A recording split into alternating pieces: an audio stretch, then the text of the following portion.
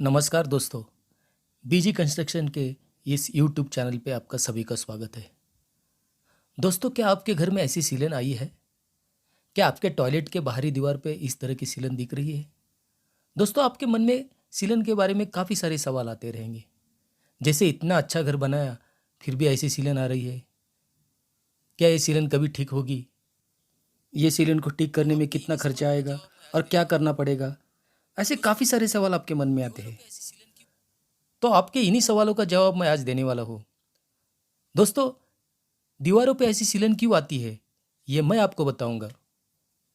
सीलन का सोर्स कैसे ढूंढते हैं, ये मैं आपको बताऊंगा।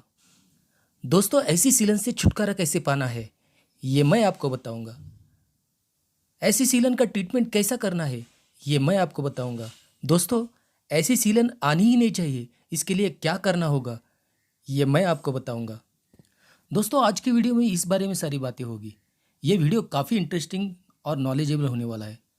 मैं दावे के साथ कह सकता हूँ कि ऐसा वीडियो पूरे यूट्यूब में आपको नहीं मिलेगा। इसलिए दोस्तों, वीडियो के एंड तक बनी रहिए, आपको काफ़ी अच्छा नॉलेज मिलेगा।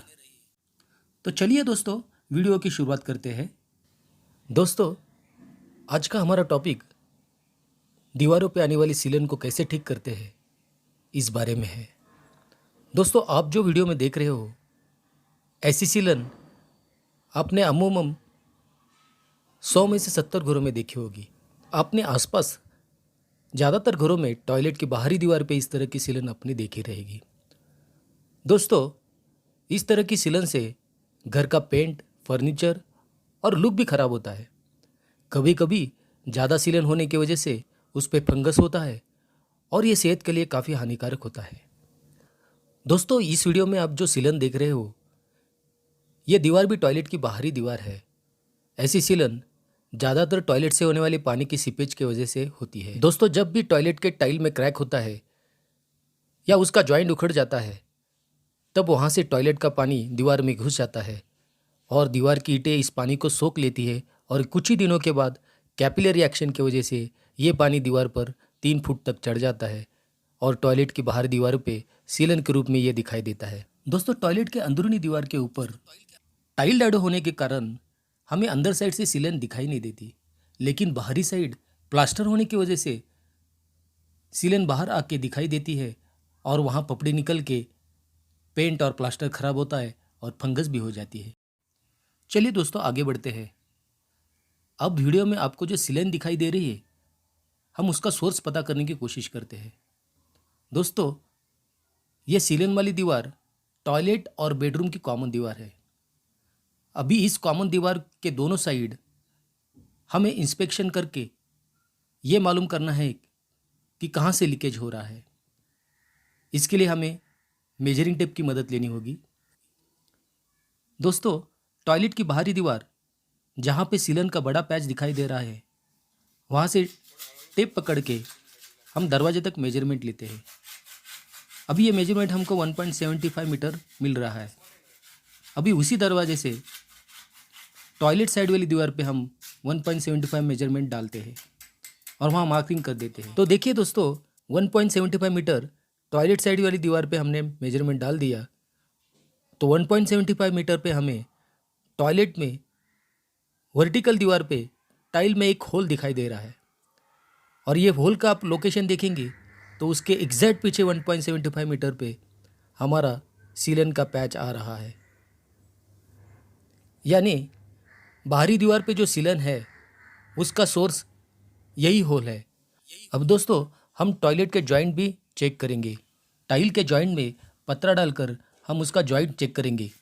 अब देख सकते हैं दोस्तों, कुछ जॉइंट के अंदर पतरा अंदर जा रहा है, यानी कि यहाँ का जॉइंट उखड़ा हुआ है और यहाँ से पानी का सीपेज होने के बहुत सारे चांसेस है। अब दोस्तों, हमने दीवार पे सीलन देखी, उसका सोर्स कैसे पता करते ये देखा, क्योंकि कोई भी वाटरप्रूफिंग ट्रीटमेंट करने से पहले हमें उस सीलन का सोर्स पता करना ज़रूरी होता है और इसके बाद में किस टाइप का वाटरप्रूफिंग करना है, कौन सा मटेरियल यूज़ करना है, ये तय करना होता है। दोस्तों, घर के अंदरूनी सीलन की ट्रीटमेंट करने के लिए मार्केट में बहुत सारे वाटरप्रूफिंग प्रोडक्ट अवेलेबल है। ब्रांडेड और नॉन ब्रांडेड काफ़ी अच्छे और असरदार प्रोडक्ट उपलब्ध है। दोस्तों अब इस सिचुएशन में हम वाटर प्रूफिंग के लिए डॉक्टर फिक्सिट का डैम गार्ड क्लासिक यूज़ करेंगे। दोस्तों बहुत सारे साइट पे हमने इसका यूज़ किया है और इसके रिज़ल्ट काफ़ी अच्छे हैं। दोस्तों आज के वीडियो में हम इसी प्रोडक्ट के बारे में जानकारी लेंगे। दोस्तों हो सकता है ये वीडियो थोड़ा सा लंबा होगा, लेकिन सीलन कैसे मिटाना है ये समझना है और डॉक्टर फिक्स का डैम गार्ड क्लासिक का एप्लीकेशन प्रोसेस कैसे होता है ये डिटेल में जानना है। इसलिए ये वीडियो थोड़ा सा लेंदी होगा, लेकिन ये पक्का कि ये आपको एप्लीकेशन की पूरी जानकारी देगा। तो दोस्तों प्लीज़ वीडियो पे बने रहे और इसे स्किप मत कीजिए। और हाँ दोस्तों, अगर आप इस चैनल पे नए हो तो इसे लाइक कीजिए, सब्सक्राइब कीजिए और इसका बेल आइकॉन ज़रूर दबाइए, क्योंकि कंस्ट्रक्शन रिलेटेड बहुत सारी वीडियो हम आपके लिए इस चैनल पे ला रहे हैं। दोस्तों अब doctor Fixit dam guard classic का ट्रीटमेंट कैसे होता है इस बारे में हम डिटेल में देखेंगे। दोस्तों doctor Fixit dam guard classic एक 2 कंपोनेंट मटेरियल है, जिसमें एक डब्बे में बेस होता है और दूसरे डब्बे में हार्डनर होता है। दोस्तों doctor Fixit dam guard classic एक इपॉक्सी बेस्ड प्रोडक्ट है, जिसमें इपॉक्सी, क्यूरिंग एजेंट और पिगमेंट होते हैं। दोस्तों डॉक्टर फिक्सिट डैम गार्ड पानी के साथ मिल के दीवार पे अप्लाई होता है। इसका ज़्यादातर इस्तेमाल घर की अंदरूनी दीवार और आरसीसी टैंक के दीवार पे होता है। ये मटेरियल इपॉक्सी बेस होने के कारण इसका वाटर रेजिस्टेंस बहुत अच्छा होता है। दोस्तों अब आइए देखते हैं कि दीवार की सीलन रोकने के लिए डॉक्टर फिक्सिट डैम गार्ड का इस्तेमाल कैसे करते हैं। दोस्तों doctor Fixit dam guard application process को 3 स्टेप्स में डिवाइड किया जाता है। जैसे कि स्टेप 1 है सरफेस प्रिपरेशन, यानी दीवार की जिस सतह पे सीलन है उसे एप्लीकेशन के लिए तैयार करना। दूसरी स्टेप है मिक्सिंग ऑफ कंपोनेंट, यानी डॉक्टर फिक्सिट का जो प्रोडक्ट है उसे किस तरह से मिक्स करना। और तीसरा स्टेप है एप्लीकेशन, यानी दीवार पे डॉक्टर फिक्सिट डैम गार्ड लगाना। दोस्तों आइए अब हम इसे विस्तार से समझ लेते हैं। दोस्तों आपको बता दूं, दीवार के ऊपर सीलन की कंडीशन देख के डैम गार्ड के एप्लीकेशन का प्रोसेस तय होता है। दोस्तों दीवार की सीलन 3 प्रकार की होती है। एक होती है नॉर्मल सीलन, दूसरी होती है मध्यम सीलन यानी मॉडरेट सीलन, और तीसरी होती है सीवियर यानी ज़्यादा सीलन। दोस्तों पहले हम नॉर्मल सीलन के बारे में जान लेते हैं। दोस्तों नॉर्मल सीलन में दीवार पे हल्का सा मॉइस्चर दिखता है, जिसमें नॉर्मल पपड़ी और पेंट उखड़े हुए दिखते हैं। दोस्तों मॉडरेट या मध्यम सीलन में दीवार में पपड़ी, पुट्टी और पेंट के बड़े बड़े पैच दिखाई देते हैं। दोस्तों तीसरा सीलन होता है सीवियर सीलन यानी ज़्यादा सीलन, जिसमें पपड़ी के मोटे मोटे पैच होते हैं। दीवार का प्लास्टर भी खराब होता है, दीवार पे फंगस भी दिखती है। दोस्तों आप वीडियो में जो देख रहे हो वो एक मॉडरेट यानी मध्यम प्रकार की सीलन है। अब हम इसका सरफेस प्रिपरेशन और एप्लीकेशन प्रोसेस कैसा होता है ये देखेंगे। दोस्तों दीवार पे जो सीलन वाली सतह है उसे पतरे का इस्तेमाल करके पूरा घस के निकालना है। जहाँ तक प्लास्टर का सरफेस दिख रहा है वहाँ तक पपड़ी, पुट्टी और खराब पेंट को निकालना है। दोस्तों दीवार से पपड़ी, पुट्टी और खराब पेंट निकालने के बाद उस पोर्शन को वायर ब्रश की मदद से घसना है, क्योंकि वायर ब्रश से दीवार के ऊपर जमी हुई काई और छोटे छोटे पार्टिकल निकल जाते हैं। दोस्तों अभी जो सरफेस वायर ब्रश की मदद से साफ किया है उस सरफेस को पानी और ब्रश की मदद से पूरा साफ करना है। इससे सरफेस डस्ट फ्री हो जाएगा और डैम गार्ड लगाने के बाद उसकी दीवार से अच्छी बॉन्डिंग होने में मदद होगी। दोस्तों सरफेस प्रिपरेशन होने के बाद हमें डैम गार्ड क्लासिक मिक्स करना है।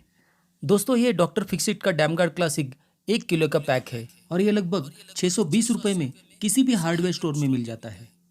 दोस्तों आइए अब हम इस 1 किलो के पैक को ओपन करते हैं। इस 1 किलो के पैक में 2 500 ग्राम के डिब्बे होते हैं। इसके एक डब्बे में बेस है और दूसरे डब्बे में 500 ग्राम का हार्डनर है। दोस्तों अब दीवार पे पहला कोट मारने के लिए हमें बेस और हार्डनर को पानी के साथ 1:1:1 इस प्रोपोर्शन में मिक्स करना है, जिसमें एक हिस्सा बेस कंपोनेंट होगा। अभी मेजरमेंट के लिए हमने एक छोटा 250 ग्राम का कटोरा लिया है। इसका माप करके हम वो मिक्सिंग बकेट में डालेंगे। अब इसमें एक हिस्सा हार्डनर लेंगे। जिस मात्रा में हमने बेस लिया था लगभग उसी मात्रा में हमें हार्डनर लेना है और वो मिक्सिंग बकेट में डालना है। अब दोस्तों हमें एक हिस्सा पानी लेके उसे मिक्सिंग के लिए बकेट में डालना है। अब बेस और हार्डनर को ब्रश की मदद से अच्छी तरह से मिलाना है। जब तक अच्छा यूनिफॉर्म और गाढ़ा पेस्ट तैयार नहीं होता तब तक इसे अच्छे मिक्स करते रहना है। दोस्तों एक चीज़ ध्यान में रखिए कि इसमें एक हिस्से से ज़्यादा पानी मत डालिए, इससे ये घोल पतला हो जाएगा और काम होने के बाद इसके अच्छे रिजल्ट नहीं मिलेंगे। दोस्तों, डैम गार्ड का ये कंपाउंड मिक्स करते समय एक इम्पॉर्टेंट बात ध्यान में रखिए कि पहले कोट के लिए जितना आवश्यक है उतना ही कंपाउंड मिक्स कर लीजिए, क्योंकि पहले कोट और दूसरे कोट में लगभग 6 से 8 घंटे का अंतर देना पड़ता है। और अगर आप पूरा कंपाउंड एक साथ मिक्स करोगे तो ये कंपाउंड हार्ड होने के चांसेस होते हैं। देखिए दोस्तों, हमने जो बकेट में एक हिस्सा बेस, एक हिस्सा हार्डनर और एक हिस्सा पानी लिया था, उसे अच्छी तरह से मिक्स करने के बाद ऐसा गाढ़ा पेस्ट तैयार हो गया है। अब ये पेस्ट दीवार पे लगाने के लिए तैयार है। दोस्तों, डॉक्टर फिक्सिट डैम गार्ड का पहला कोट दीवार की हॉरिजॉन्टल दिशा में लगाना है। ये बात याद रखें कि पहले कोट में आपका ब्रश एक ही दिशा में चलना चाहिए। दोस्तों, पहला कोट पूरा होने के बाद इसे हमें 6 से 8 घंटे तक सूखने देना है। 8 hours later. दोस्तों, पहला कोट पूरी तरह सूखने के बाद हमें नया पेस्ट बनाना है। जैसे पहले बनाया था सेम वही प्रोसीजर से एक हिस्सा बेस, एक हिस्सा हार्डनर और एक हिस्सा पानी लेना है। अब ये पेस्ट अच्छी तरह तैयार होने के बाद सेकंड कोट दीवार की वर्टिकल दिशा में लगाना है, यानी कि पहले कोट के 90 डिग्री में सेकंड कोट लगाना है। ऐसा करने से डैम गार्ड की यूनिफॉर्म लेयर दीवार पे तैयार होती है। दोस्तों, डॉक्टर फिक्सिट डैम गार्ड का दूसरा कोट हमें 24 घंटे तक सूखने देना है। 24 hours later. अभी 24 घंटे बाद हमें जब दूसरा कोट सूख जाता है तो उसके ऊपर डॉक्टर फिक्सिट डैम गार्ड की पुट्टी लगानी है। दोस्तों, डॉक्टर फिक्सिट डैम गार्ड की पुट्टी दीवार पे लगाने से दीवार पे जो अंडुलेशंस होते हैं वो एकदम प्लेन हो जाते हैं। ये पुट्टी हमें डैम गार्ड के कंपोनेंट यूज करके बनानी है।